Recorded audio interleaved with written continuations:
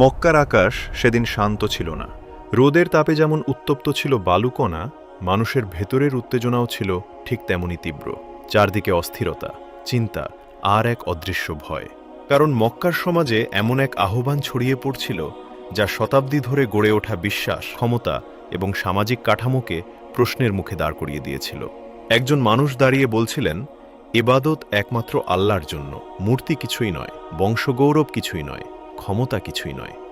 এই কথাগুলো শুধু ধর্মীয় বক্তব্য ছিল না, এগুলো ছিল একটি গোটা সমাজ ব্যবস্থার ভিত্তির ওপর সরাসরি আঘাত। ঠিক এই উত্তপ্ত সময়েই নাজিল হয় কুরআনের একটি সংক্ষিপ্ত কিন্তু বিস্ময়করভাবে দৃঢ় সূরা, মাত্র ৬টি আয়াত, শব্দ কম কিন্তু অর্থে গভীর।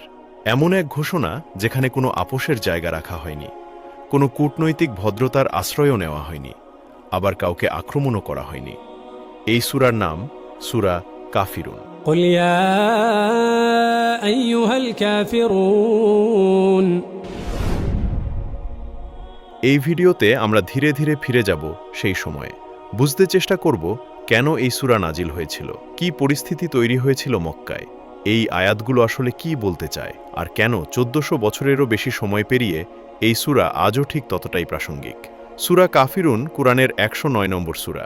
সেই সময় মুসলমানরা সংখ্যায় খুবই অল্প, সামাজিকভাবে দুর্বল, অর্থনৈতিকভাবে অসহায় আর রাজনৈতিকভাবে সম্পূর্ণ ক্ষমতাহীন। অন্যদিকে কুরাইশরা ছিল মক্কার শাসক শ্রেণী, কাবা ছিল তাদের নিয়ন্ত্রণে, হজ, বাণিজ্য, ধর্মীয় নেতৃত্ব সবকিছুই ছিল তাদের হাতে।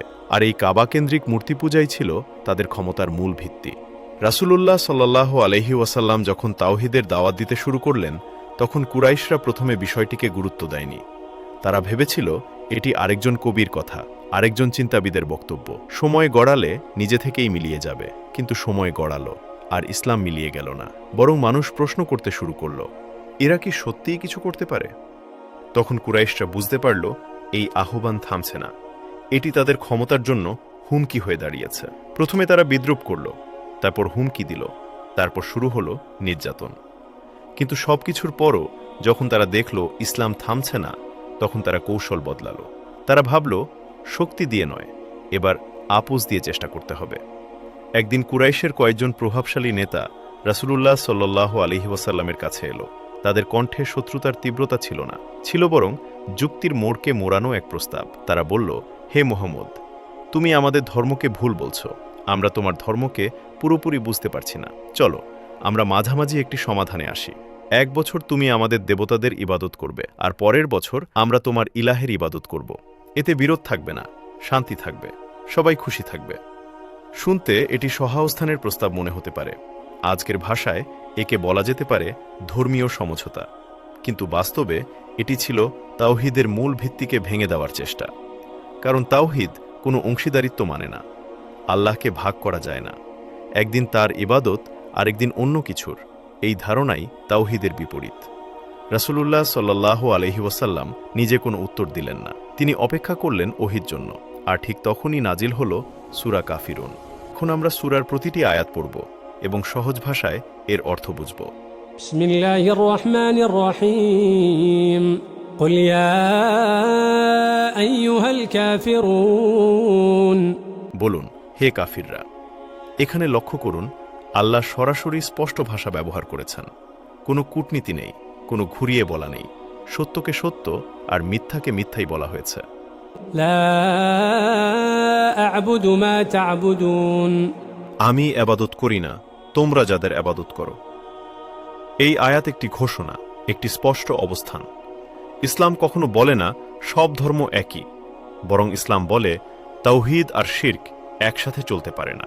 ولا أنتم عابدون ما أعبد। আর তোমরাও এবাদত করো না যার এবাদত আমি করি। এখানে কোনো বিদ্বেষ নেই, বরং বাস্তবতার ঘোষণা। ولا أنا عابد ما عبدتم। আমি কখনোই এবাদতকারী নই যাদের তোমরা এবাদত করো। এই আয়াত ভবিষ্যৎকেও স্পষ্ট করে দেয়, কোনো আপোষ, এখনো না, ভবিষ্যতেও না। ولا أنتم عابدون ما أعبد। আর তোমরাও কখনোই এবাদতকারী নও যার এবাদত আমি করি। এটি বিশ্বাসের পার্থক্যকে স্থায়ীভাবে আলাদা করে দেয়। لكم دينكم ولي دين তোমাদের ধর্ম তোমাদের জন্য আর আমার ধর্ম আমার জন্য। এই আয়াত ইসলামের সহনশীলতার চূড়ান্ত উদাহরণ। জোর নেই, কিন্তু আপোসও নেই। এই সূরা নাজিল হওয়ার পর কুরাইশরা বুঝে গিয়েছিল এখানে আর দরকষাকষির জায়গা নেই। ইসলাম আপোসের ধর্ম নয়। সত্যকে মিথ্যার সঙ্গে মিশিয়ে দেওয়া এখানে সম্ভব নয়। আজও যখন বলা হয় সব বিশ্বাস একই, সব পথ এক জায়গায় যায়, সূরা কাফিরুন তখন নিঃশব্দে দাঁড়িয়ে প্রশ্ন তোলে, যদি সব পথ এক হয় তবে এত ভিন্নতা কেন?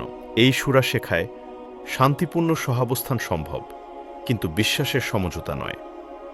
মাত্র 6টি আয়াত, কিন্তু এই 6টি আয়াতই নির্ধারণ করে দেয় আমি কে, আমি কি বিশ্বাস করি, আর কোথায় আমি থামব।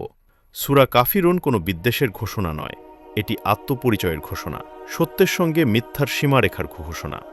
আপনি মুসলমান মানে আপনি আল্লাহর তাওহীদে অটল, কাউকে ছোট না করে, কারো সাথে ঝগড়া না করে, শুধু নিজের বিশ্বাসে অটল থাকাই সূরা কাফিরুনের শিক্ষা।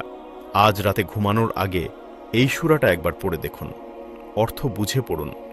হয়তো এই 6টি আয়াতই আপনার ঈমানকে নতুন করে জাগিয়ে দেবে। জাযাকাল্লাহ খাইরান।